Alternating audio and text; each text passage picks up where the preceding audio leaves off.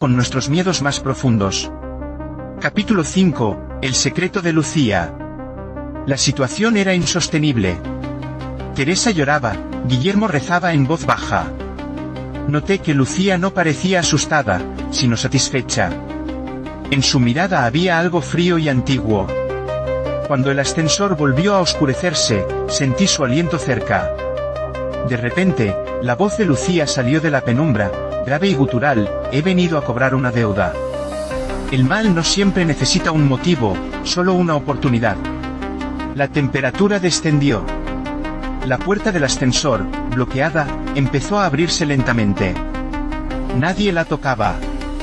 Una sombra se deslizó por el suelo, y comprendimos que estábamos atrapados con algo que no era humano.